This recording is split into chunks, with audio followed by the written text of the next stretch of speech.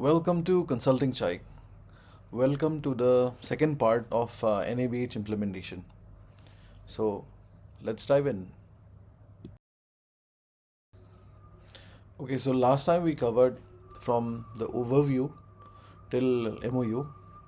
Now we'll be talking about HR trainings, emergency codes, incident reporting, quality indicators, reports, audits, recurring activity checklists, and a bonus part.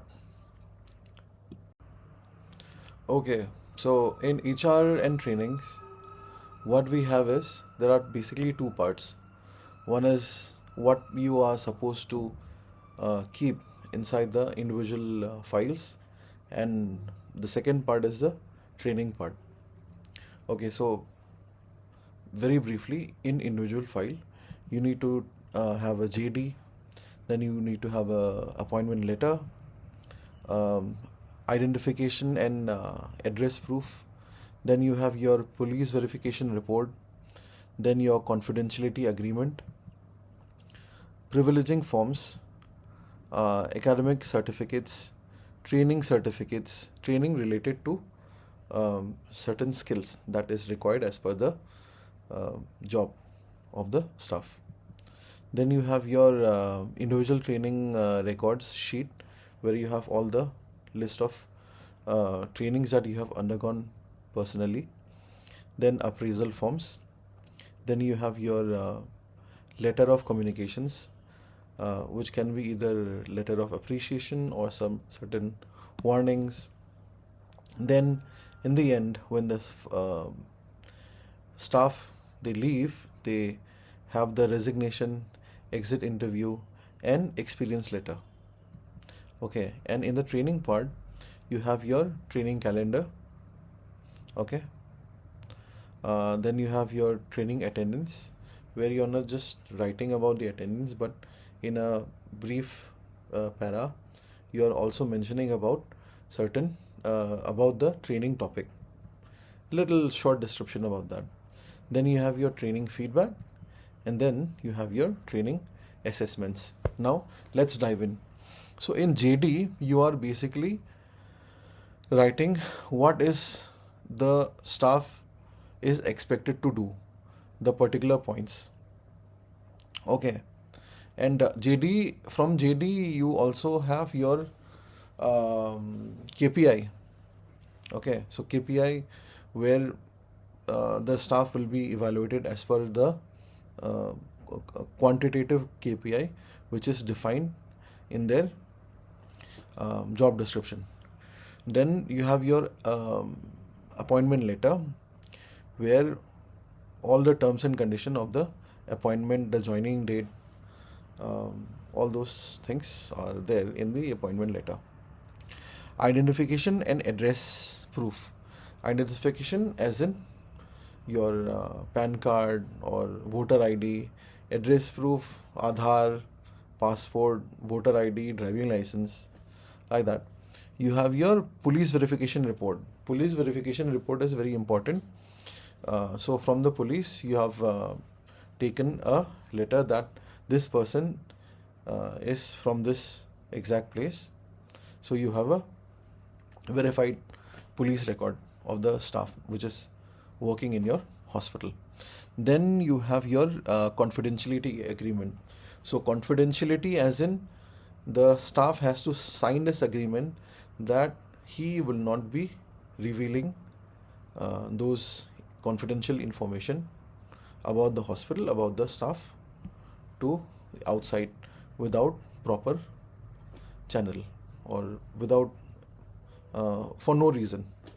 Okay, then you have your privileging form. In privileging form, this is for all staff, whether it is doctor or nurse or nursing in charge or technicians, all paramedical staff. This is very important. So a privileging form has list of activities that the person in that position can do. So out of those points, certain things are given to the staff on supervision. Okay, that means there has to be some supervisor assigned to that, and independently, if that work can be given, or it cannot be given. So item list of tasks under supervision, independent, or not given. Okay, so that has to be filled when the staff joins, and after 6 months or whatever you define for the confirmation, the probation period. So once the probation period is over, then you revise. Certain things which were under supervision will be converted to independent, um, like that. And this privileging form needs to be updated every year. Then you have your academic certificates. Academic certificate, it is self-explanatory, easy to understand. Training certificates. So any certificate which adds to the degree of the staff, all that, everything like CME or certain small skill certificate that they do needs to be there. Okay, and then individual training record sheet. So this is one way to track whether the staff has undergone all those trainings or not. Training attendance is different, but in order to assess whether the staff has undergone all those required trainings, the designated hours of training a staff needs to undergo, whether that staff has done those things or not. In corporates, it's like if those required training hours are not met, then from the annual appraisal score, 50%, 60%, or even 70% score will be gone if the staff does not complete the designated training hours. Okay, so this is to encourage the staff to sit in the training, and without sitting in the training, there will be no improvement. And without these kind of policies, it will be very hard for the hospital to get those staff in the training classes. Okay, then you have your appraisal forms. Appraisal forms, you may have different ways of doing appraisals. So the documents that you use for appraisal, whether it is 360 degree or it is through in charge and above in charge, these people are scoring those staff. So those documents needs to be there. Okay, then list of letters of communication. This is self-explanatory. So when the staff has got some warnings or certain appreciations, all those records are there. Memos, whatever. And then once the staff leaves, you have your resignation letter, your exit interview, and exit interview needs to be analyzed to understand what the hospital can do in order to retain staff. Okay, there are several more things apart from this I can just remember, but I'm just sticking to these two. So second is the trainings. So in trainings, you have your training calendar where you have all the list of trainings and when will you perform those trainings, when will you conduct those trainings, the dates and all, and who will be the trainer and who will be getting the trainings, from which departments these staff will be coming to take the trainings. Okay, so that will all be there in the training calendar, and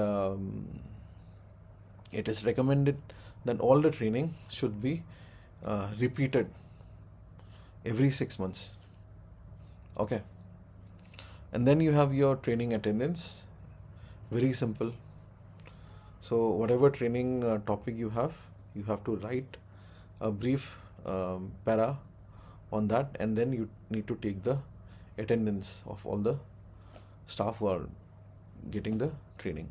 Then you have your training feedback. Training feedback um, is very simple. You can make one training feedback and you can use that for everything.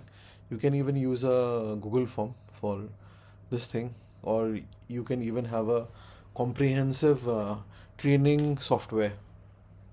Okay, so which minimizes all the paperwork and also does the analysis for you. And then you have your training assessments. It's not just that the trainings are conducted and you have taken a feedback of the training, but you also need to assess the staff who has undergone the training. So it can either be pre-post training, or you can also do a training effectiveness evaluation after a month, or when the next training of the same trainer is conducted. Okay, so you can have a system like that. Okay. Emergency codes. So emergency codes, there can be many more, but I'm just covering these 7 here. So before I mention the codes, while announcing the code, the format is what code it is, which block it is, what floor it is, and what room it is. So code, block, floor, room, and there has to be a designated line. So you have your code red for fire, you have your code blue for medical emergencies, you have your code pink for missing child, you have code violet for violence, violent attendant or patient, violent person. Then you have code orange for spill.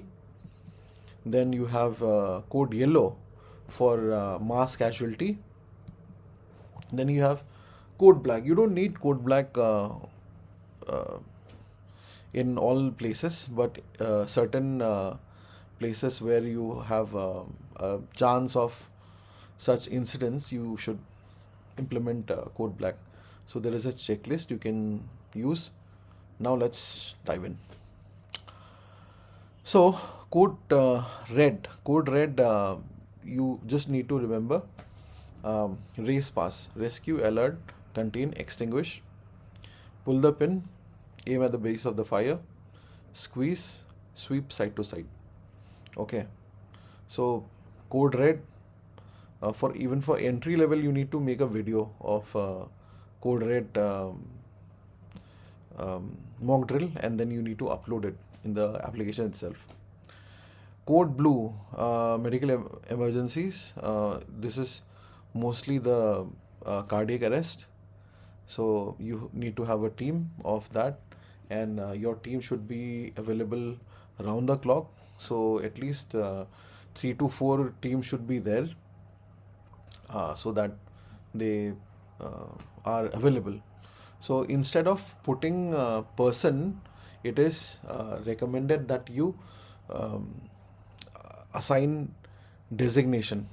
Okay, so designation as in the shift in charge of ICU, the shift in charge of OT, shift in charge of emergency, senior nurse in emergency, senior nurse in ICU. So that way you cover the whole shift. You need, for code blue, you need a person who is leading the team. You need to have one person or 2 person for doing the compression. Then you need person for the ambu bag. You need a person for medicine.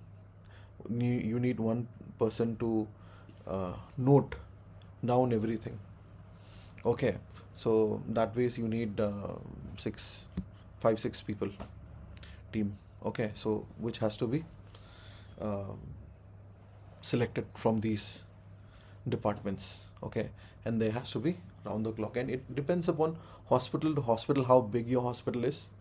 So in a hospital where you have 7-8 stories, you can have at least 2 code blue team in each shift. Okay, then you have your code pink. In code pink, infrastructure wise, the whole campus, you should be able to lock the campus. Okay, and of course, for emergency code, not just ping, but you need a whole public announcement system.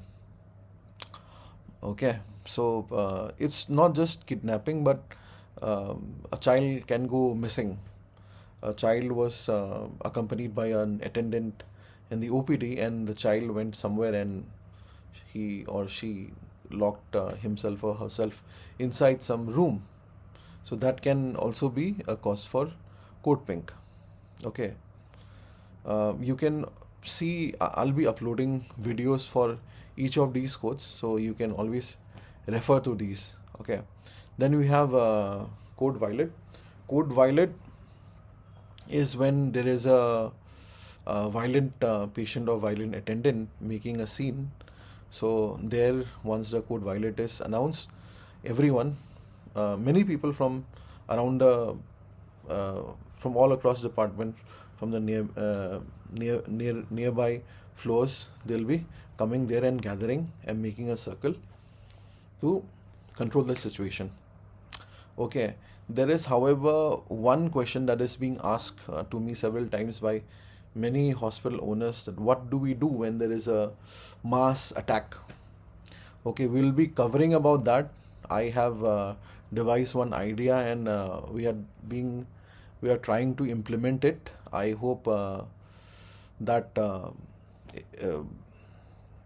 that would be effective.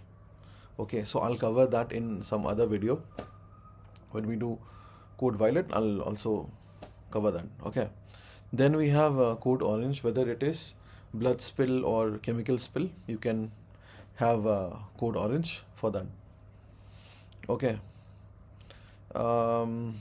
yeah, I wanted to cover about how to make spill, but I'll do that in some other video. Then you have code yellow. Code yellow is the biggest code, and it was for whenever I make videos, all these codes, it just needs around 5 minutes, 3 minutes, 7 minutes of time to cover everything. But for code yellow, it takes around 20-25 minutes to show you everything. So code yellow is, to explain it briefly, so when there is a huge inflow of patient in the emergency, what you're supposed to do, you need to have a command center. You need to get all these beds, all these places ready. You have to get OT ready, ICU ready, ward ready, pharmacy ready, lab ready, radiology ready.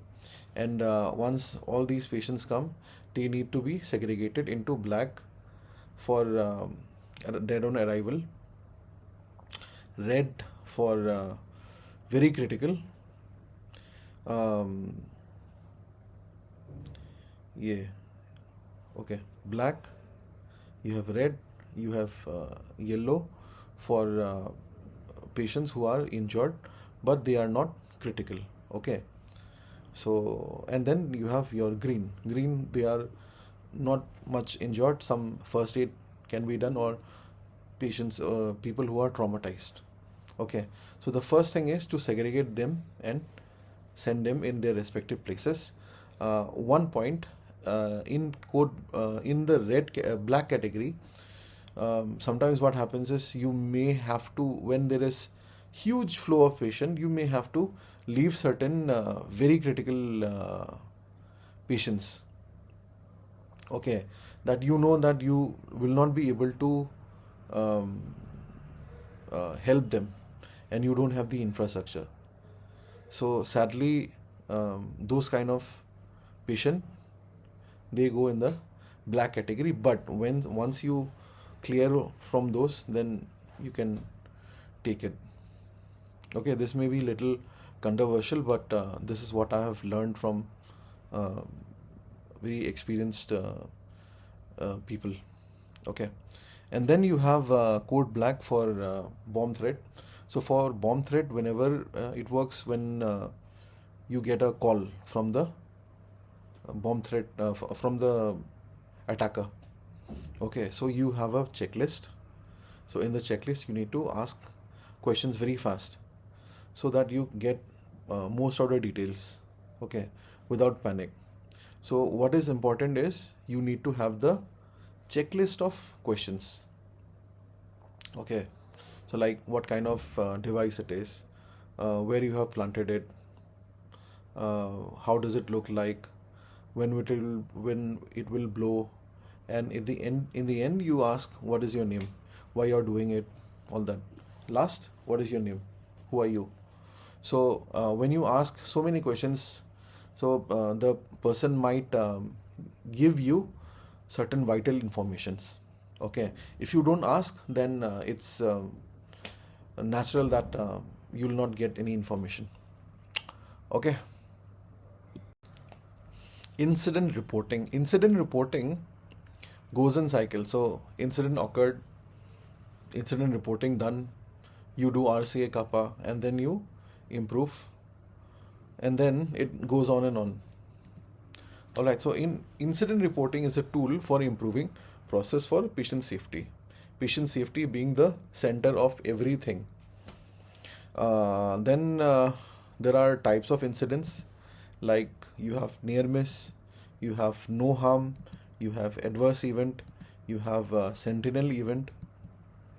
Okay, so once the incident reporting is done, you need to do RCA kappa. Now let's elaborate. Okay, so incident reporting is a tool to improve the whole quality process. Okay, the quality standard that you get, it's like a cloth. But how do you tailor it? This is the tool, incident reporting. So through incident reporting, what needs to be improved inside your hospital, the specific needs are being taken care through this tool. Okay, so now there are four kind of incident.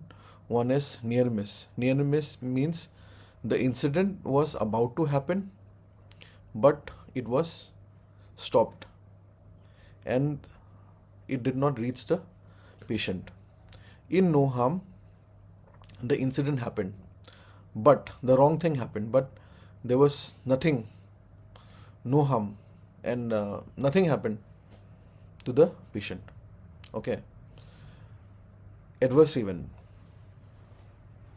The problem, the incident reached the patient and some harm happened, but it was taken under control. Sentinel event.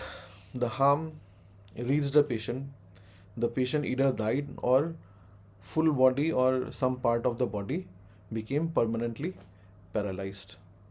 Okay, that is sentinel event. RCA kappa, root cause analysis, corrective action, preventive action. So there is a tool called 5 whys. You can use that. So why this thing happened? Why? So for example, something had happened. Why it happened? There was no manpower. Why there was no manpower? The manpower was asked by the department, but the management did not allow the manpower to be hired. Or HR was looking for it, but they could not hire. Why they could not hire? They did not get people from the area. So why didn't they get people from that area? So from why you go to till the ultimate root cause, then you take a corrective action. Corrective action is what you need to do, that immediate action that you take to mitigate whatever undesirable thing has happened or was supposed to happen. Okay, and then preventive action, what you supposed to do so that this thing does not happen again. Okay, so one very simple trick I'll tell you. If you go to any hospital who has NABH accredited, just ask them how many near miss incidents you have reported. If the answer is 0, that means they have got the accreditation, and then they have stopped putting efforts for quality improvement. So in hospitals who are actually doing good work and they are actually adhering to quality, you'll always find that those hospitals have near miss incidents reported. Okay. Quality indicators. I'm not covering here the list of quality indicators. I'm covering what is quality indicators. Okay. So to arrive to a quality indicator, first you need to implement forms register and you need to implement those audits. Okay. Then you have your quality indicator data sheets. You give the data sheets to the respective departments. From those forms, registers, audits, they will collect data and then they will fill it in the quality indicator data sheet. Then these data sheets come to the quality department. They do data entry and then they analyze in the Excel quality indicator file. Then you do benchmark. So as per the performance, you can have your own benchmark, or there are certain sources from where you can take the benchmarks. Okay. So benchmarking is very important so that you have a target that I need to go beyond this, like that. Okay. Then you have so when you do that, you observe the trend, then you make continual improvement. Okay, so quality indicator is something that will uh, you know show you the health of the hospital's quality. Okay, now let's dive in a little bit. So forms, registers and audits. Let me give you an example. So say for example you have passive audit, active audit, prescription audit. From those you'll get lot of datas. Okay, from the registers, from the forms like Apache, you will get datas. Okay, Apache, which is used in ICU for calculating the probable mortality, chances of mortality. Okay, so those data that you, those forms that you use, Apache form, from there you have the scores, which you put it in the register, and from those register you get the data and fill it in the quality indicator data sheet. One point I'll just make from especially for the nursing part, it is advisable.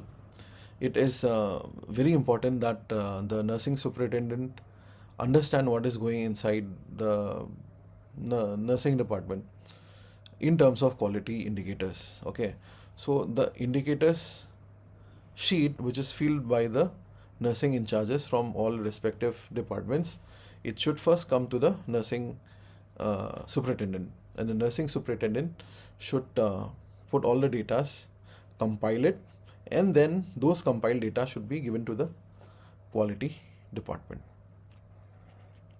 Okay, then once those datas are put, you have the in Excel you have the respective quality indicators and you will be able to see certain trends. So until and unless you don't know where you are going, what is the percentage of capital letters written in OPD, what is the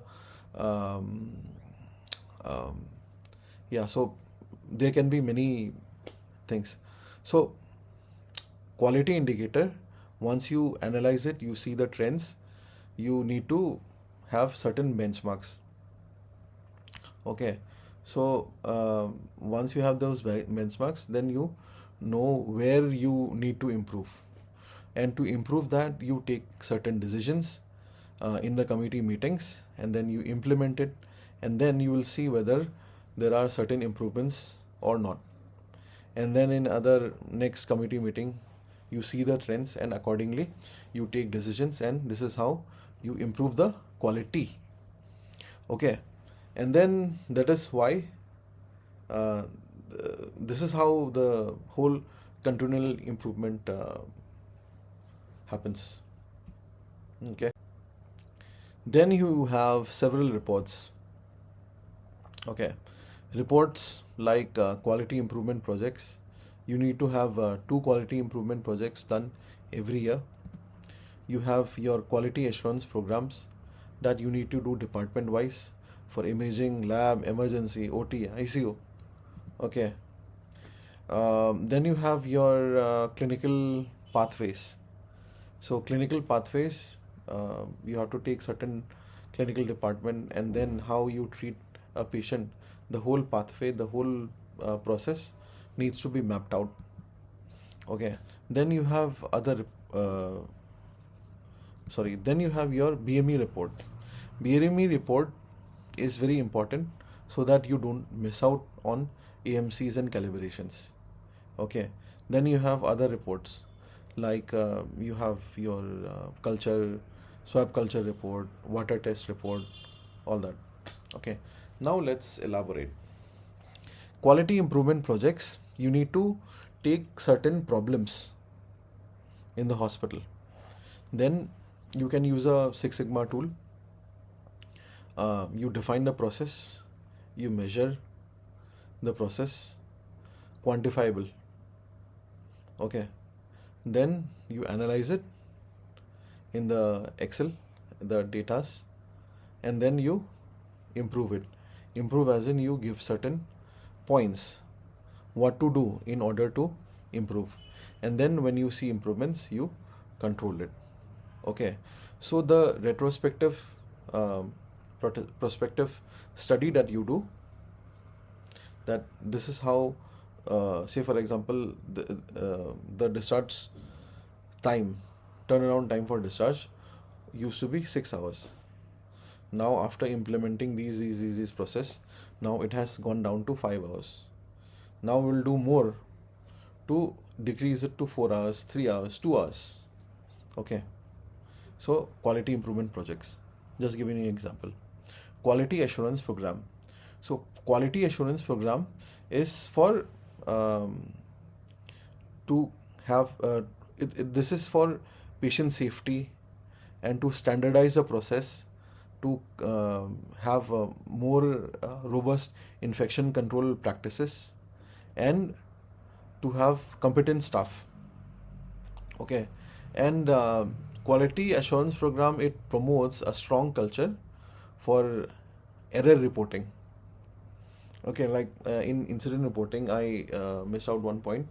So one circular should be released that no punitive action shall be taken against any staff who reports incidents on time. Okay. So if the staffs, they are no they are free, the mind is free that nothing will happen to them if they report things on time. If they don't report it, if they are scared to do it, then the patient will be compromised. Okay. So yeah, coming back to quality assurance program. So quality assurance program, basically it's like a holistic way of doing the patient for the patient safety. Okay. So you do a lot of data driven decisions that you do, and then for continuous quality improvement, you have to do this quality assurance program. Okay. Which you need to do for radiology, lab, emergency, OT, ICU, like that. Then you have your clinical pathways. So clinical pathway is to ensure that every patient with the same condition receives consistent, safe, cost-effective, and high-quality treatment, regardless of treating doctor or department. Okay, so those critical cases, if you have the clinical care pathway defined, well defined, and so whatever be the whoever is the treating doctor, they are very clear that this is what they need to do, so they don't make silly mistakes. They don't have to, you know, do a chance work, guesswork. They do as per the document. It's similar to standard treatment guideline. Okay, but this is more of a customizable thing that you do in hospitals. Then you have your BME reports. BME report is one tool which are developed in my past years, when I found that certain biomedical engineers, they were missing out on AMCs and calibrations. So what they need to do is they need to submit report to the management every month, 2 reports. One report in the next 2 months, which equipments are scheduled for AMCs and calibrations. Next 2 months. 2 months, because if it is just next month, then I might, have very less time to arrange for some certain certain things. It can be monetary, it can be telling to the AMC guys, the reaching out the company and all. So that is why futuristically, prospectively, 2 months. Okay, and retrospectively, list of equipment which has undergone AMC. So in the last month, which equipments were scheduled for AMC, which are done, which are not done, AMC and calibration both. Okay, and then you have these other reports like swab culture, water test report, all that. Okay, then we have all these audits, like we have your clinical audit that the physicians, consultants, they need to do, and clinical audits needs to be done for each department once every year. Then we have active audit, which is done by nursing staff, and it's a peer assessment. So nursing staff from OT, ICU, OT emergency, they will also do the active audit. Active audit is for patients who are there in the IPD. They are live patients. Okay. Then we have passive audit. Passive audit is for the discharged patient, and these are done by MRD department. Then, apart from passive audit and active audit, nursing audit. So nursing audit is done by nursing superintendent, matron, NS, ANS. They do that. So this is to tally with whether their finding, what they have seen, goes with the active audit findings and the passive audit findings. Okay, it's a quality check. Then we have your prescription audit, which is done by it should be done by a pharmacologist. Okay. Then we have the patient safety audit. The patient safety audit checklist is made as per IPSG. Then we have your HERA, hazard identification and risk analysis, which is done as per consequence and likelihood. Then we have facility round, which is done by the maintenance engineer or the facility manager, whatever name you say. And then you have your infection control checklist, which is used by the infection control nurse. Now let's elaborate. In clinical audits, you have to take a certain common issue. Okay, then you need to define the process. So in certain clinical department, okay, you have to define a problem, define certain disease which are occurring most commonly. You can either take, it's good to take a common issue where you have a common disease where you are getting certain problems, certain difficulties. Okay, then you need to define the process, take the actionable data points, the quantifiable datas, and then you try to suggest certain improvement methods that you can do. So once those methods are in place, you need to see the improvement trend. Okay, then then you find out that in 3 months, in 6 months, you need 6 months data for this. Okay, so in 6 months you have made these improvements. Okay, so that is clinical audit, which needs to be done for each department once in a year. Then you have your active audit.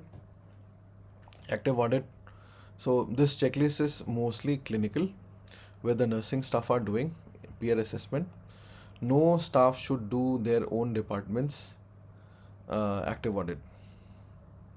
Okay, then passive audit is done by MRD staff. Okay, so this can be implemented in certain hospital software. I'm not sure which hospital softwares has these things, but there must be some or many hospital software which have inbuilt tools for this active and passive audit. So free tool is Google Forms. So if you convert these checklists into Google Forms and you use the Google Forms to assess, you put the data, then what happens is every month you get the data in Excel form, which makes lives very easy. If you use it in a handwritten checklist, it is very, very, very time consuming. Okay. Active audit you can use, passive audit also you can use the same Google Forms. Nursing audit also you can use Google Forms. Then you have your prescription audit. Prescription audit, some main important things here are adherence to capital letters, adherence to whether the prescription was completely filled, whether certain whether the medicines are given from the formulary or not, whether the restricted antibiotics are given, all that through prescription audit. Okay, and the findings of prescription audit are discussed in Drugs and Therapeutics Committee. Okay, then you have your patient safety audit. In patient safety audit, you have to every month you have to select random department. You need to have a team of patient safety auditors. You can have 2 people for clinical and 2 people non-clinical. Then they need to go in random departments every month and assess the patient safety aspects. Okay, and whatever findings they have, they need to discuss with the quality committee meeting, and then the suggestion goes to the management committee meeting. Okay, then you have your HERA. So in HERA there are 2 dimensions: hazard identification and risk assessment. There are 2 dimensions. One is the consequences. So for that kind of harm, what would be the consequences? What would be the consequences of fire breaking out inside ICU? Okay, so in a scale of 1 to 5, you need to score. The consequence for a particular department, it does not change, but the likelihood might change. So if there are certain changes, small changes in the way certain things are kept inside a department, then the likelihood of those risks may increase or it may decrease. Okay, So HERA checklist should be should be used every month by several departments. Okay. Then you have your facility round. Facility round, uh, various aspect of electrical safety, your civil area work. Okay. Where certain wastes are there, whether any inflammable things are near electrical area where there can be fire. So those aspects are seen.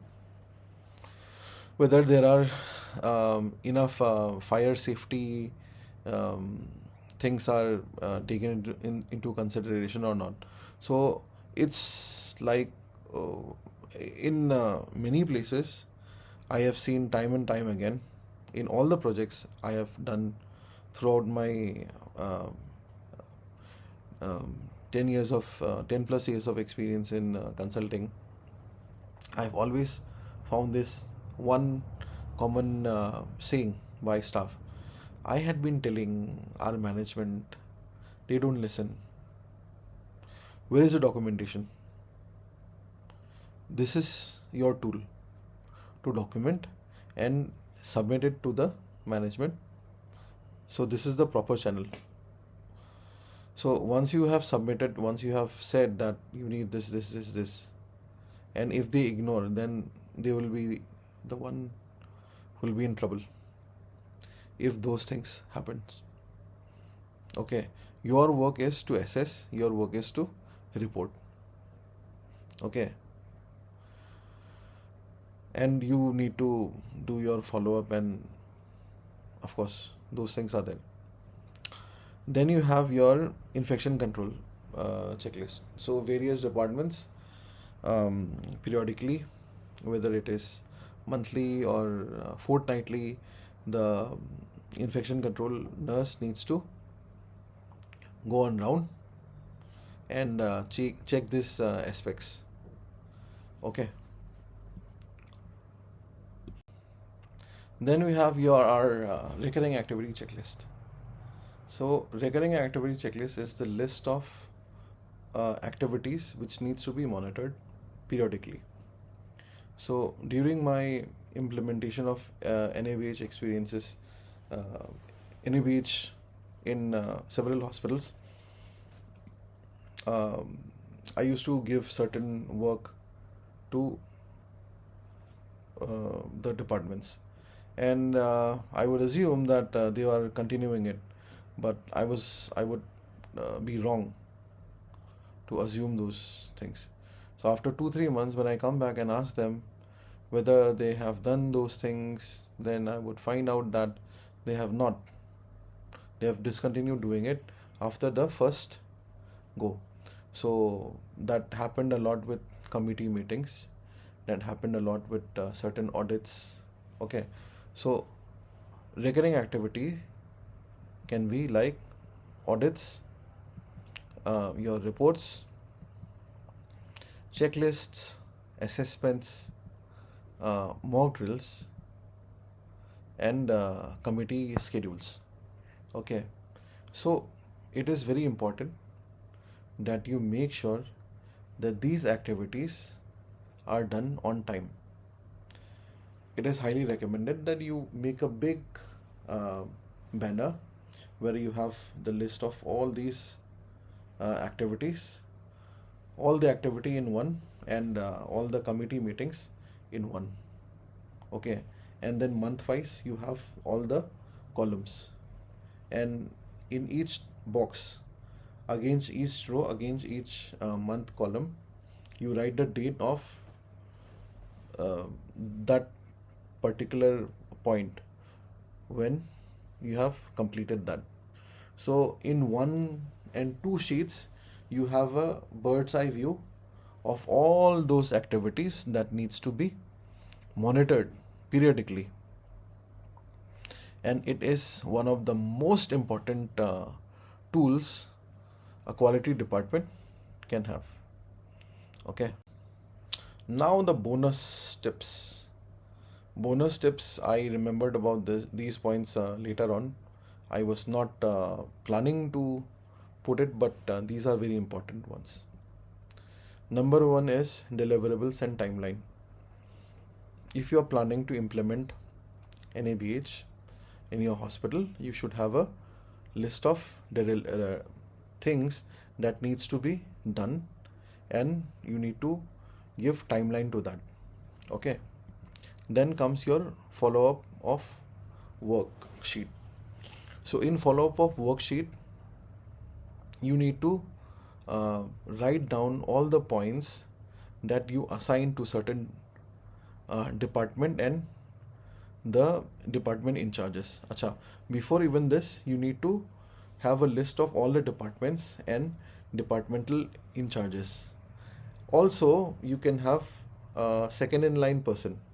So when the first person is unavailable, the second in line person comes. So there is full accountability from the department. If you don't do that, what will happen is some department person will say, I was absent, so I could not come in the meeting. And then your process of implementation will go for a toss. Okay. So in work follow-up sheet, you have the department, you have the activity, you have your status, whether it is yes, it is done, it is new, it is not done, it is on hold, it is work in progress. That needs to be written there.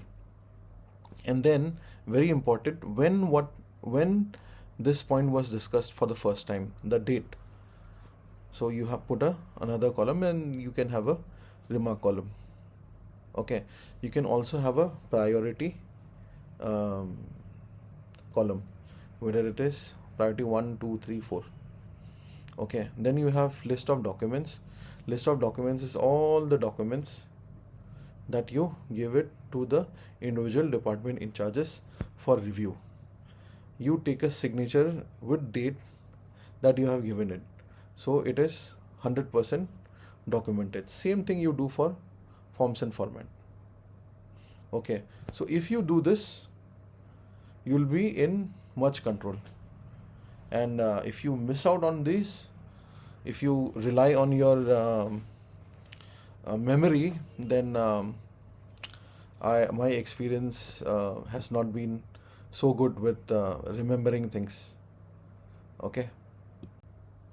So thank you for being with me till the end of this video. I hope you enjoyed the contents, and I hope to create more contents like this. So please like, comment, and subscribe to my channel, and please hit the bell icon for notification. I'll be coming with more different kind of contents, so please stay tuned. Thank you.